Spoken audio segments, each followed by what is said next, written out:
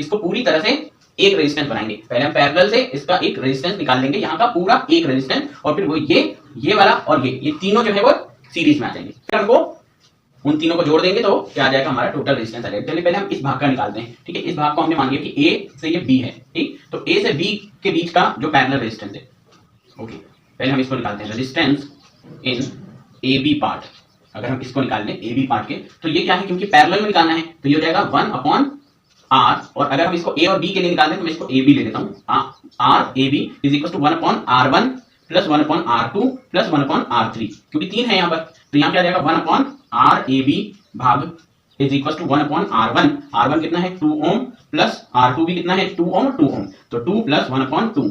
अब इसे सॉल्व करें तो क्या आ जाएगा, ये इस एलसीएम में 1/r इज इक्वल टू, सबका 2 एलसीएम ही आएगा, ये तो पूरे ही हो जाएगा 1 प्लस 1 प्लस 1, तो यहां से आ गया 1/r इज इक्वल टू 3/2, ठीक। और इसको पलट लेते हैं हम, तो ये हो जाएगा r भाग का रेजिस्टेंस हो गया 2/3 ओम, ठीक। ये तो आ गया कि इस भाग का, तो अब ये जो 3 रेजिस्टेंस है उसे ना लिख करके हम इसे 2/3, यानी कि यहाँ का रेजिस्टेंस अगर खत्म कर दिया जाए और 1 लिखा जाए तो वो क्या हो जाएगा 2/3 ओम, ठीक है। अब जो ये और ये तीनों आपस में सीरीज में है, तो अब हम क्या करेंगे, कर देते हैं इसको।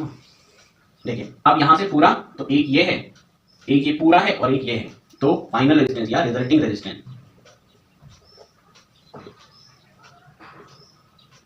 ऑफ सर्किट, ठीक है।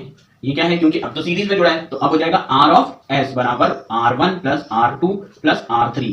R1 कितना है, इट इज 5 ओम, तो 5 plus it is 2/3 plus R3 कितना है 3, ठीक। यहां से क्या हो जाएगा, इसके नीचे 1, इसके नीचे 1, तो तीनों का एलसीएम आ गया 3, 1 से 3 गया 3 टाइम्स, 3 5 जा 15, प्लस 3 से 3 गया 1 टाइम्स यानी 2, और 1 से 3 गया 3 टाइम्स, 3 3 जा 9, ने फाइनली आया 15 और 2 17, 17 और 9 26/3 ओम। तो इसे पॉइंट में निकालें तो क्या जाएगा, 3 8 जा 24 और बचा 2, तो 2 और एक 0, तो आ जाएगा 2 3 6 जा, ठीक। तो बचे हुए 8.66 ओम अप्रॉक्स। तो इस तरह से जो सर्किट का यहाँ रेजिस्टेंस